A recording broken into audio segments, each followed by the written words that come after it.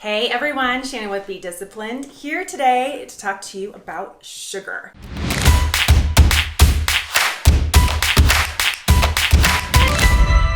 If you're ever on the third floor of our Grand Junction office and you go to make a cup of coffee, when you open the cabinet to get sugar for said coffee, you will see a note that I lovingly placed titled 14 Reasons Why Sugar is the Devil, and a box of stevia to use in its place.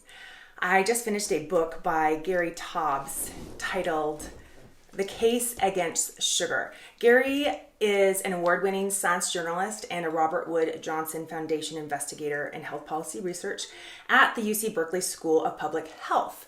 The Robert Wood Johnson Foundation is, if you don't know, is the nation's largest public health philanthropy whose sole goal is to improve the health and healthcare of all Americans. In his book, Gary calls sugar the tobacco of the new millennium, backed by powerful lobbies entrenched in our lives and making us very, very sick. Sugar is directly linked to diabetes, obesity, and other chronic diseases that are prevalent in our Western culture. And it's not just the overconsumption of sugar that leads to chronic disease and obesity. Sugar actually has a unique physiological, metabolic, and hormonal effect on our bodies that directly trigger these disorders. Sugar is, in effect, a drug. There have been brain scans, many studies. It's time to move. There have been many studies that show sugar causes the same response in our nucleus accumbens, which is the award center in our brain, as nicotine, cocaine, heroin, and alcohol.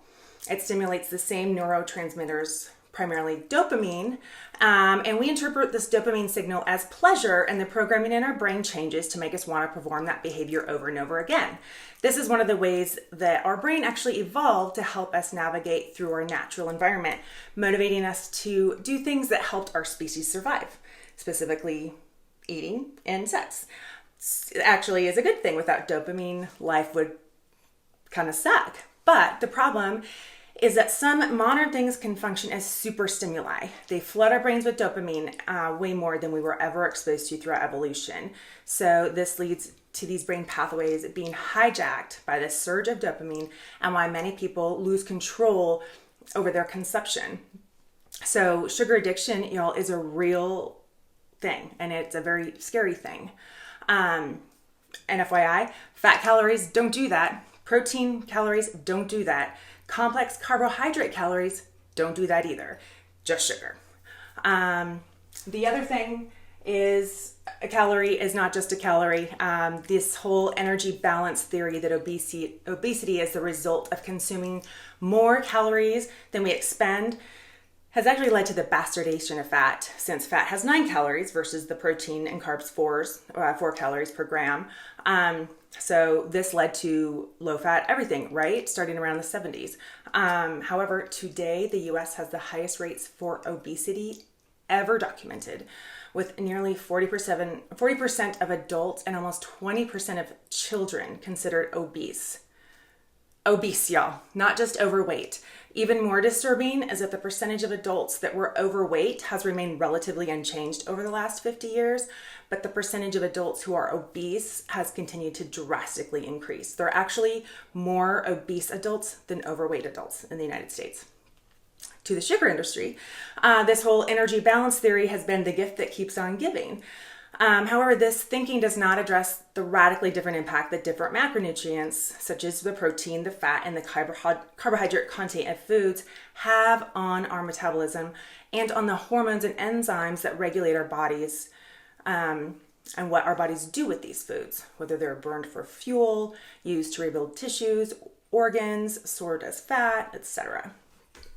So when you eat, foods have to go through your body, and they have profoundly different effects on your hormones, your brain chemistry, and your metabolism as well. Fat calories burn differently than sugar calories do. Fat calories speed up your metabolism. Fats have to be burned and are not easily stored because they don't spike insulin, the fat storage hormone. Fat works on the brain to cut your appetite, so you actually eat less overall. You're more satiated. On the other hand, sugar and carb calories do the exact opposite. They do spike insulin. They promote fat storage, since that's what insulin does. It transports the insulin or the fat to your tissues, and you use what you can for energy. And then the rest is quickly laid down as dangerous belly and organ fat. They do also slow your metabolism, increase your hunger and cravings. There's been mounds of research, y'all, that support this perspective. This hormonal or metabolic hypothesis of weight gain supports the idea that it's the composition and quality of the food you eat and the hormones and biochemistry they subsequently trigger that determine whether you lose or gain weight.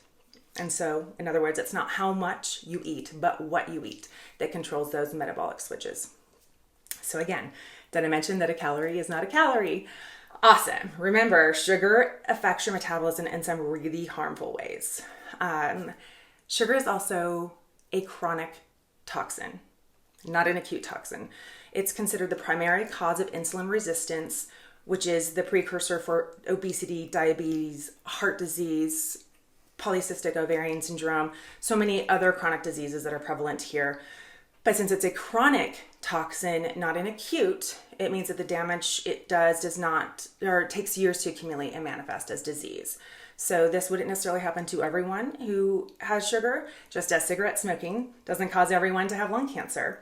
But the biology suggests that when insulin resistance and metabolic syndrome appear, sugar is the likely cause.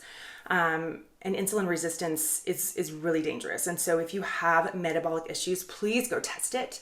See what happens when you eliminate sugar. And take Michael Pollan's wisdom from his book, Food Rules, where he says, eat food, not too much, mostly plants. And remember, anything loaded with sugar and flour would fall into the edible food-like substances category, not the food category. And lastly, sugar is highly linked to cancer. Increasing the levels of insulin and blood sugar in your body's circulation increases the likelihood that we will get cancer. It can even initiate the cancer process. Insulin resistance does that, thus promoting the transformation of healthy cells into damaged cells because they increase insulin secretion and elevate blood sugar, telling the cells to take up more and more glucose for fuel. Y'all, cancer cells only fuel is glucose. Absence of glucose, these cells cannot grow. You will hear so many studies of people who go on a ketogenic diet and cut sugar and carbohydrates completely, and they go into drastic remission. It makes me think of another great book I read by Tom Rath called Eat, Move, Sleep, where he says, sugar is a toxin. It fuels diabetes, obesity, heart disease, and cancer. At the current dose, we consume more than 150 pounds per person every year. Sugar and its derivatives kill more people than cocaine, heroin, or any other controlled substance around. One report aptly describes sugar as candy for cancer cells. It accelerates aging and inflammation in the body and subsequently fuels tumor growth. It is now clear that if you lower your sugar intake, you reduce your odds of developing cancer. Sorry, long quote, end quote. So, moderation, sugar, how little is too much? How much can you eat? So, think about it this way. Imagine a situation where cigarette smokers who don't get lung cancer or heart disease or emphysema assume that those smokers who do are those who smoke too much. So should we smoke moderately? Kind of absurd, right? The same logic can also be used for sugar. If it takes 20 years of eating sugar to develop chronic diseases or risk factors for these chronic diseases, then how can we know whether we have consumed too much before it's too late? So isn't it more reasonable just to decide early in life or early in parenting that not too much is as little as possible? And I'm not saying cut all your sugar. I don't want to be the fun police at all, but I just want you guys to know the facts and the reasons behind, why I write these notes, such as 14 reasons why sugar is the devil. So if you believe, like I do, that the case against sugar seems pretty obvious, then why not think that too much is as little as possible and start now? So isn't it a great time to throw away or quit buying all those sugary sodas and fruit juices for your kids and all the energy drinks and the cookies and the candies and all those other sugary Toxins? I thought so. And please let me know what health topics you'd like to know more about. And have a blessed day and be disciplined. Thanks.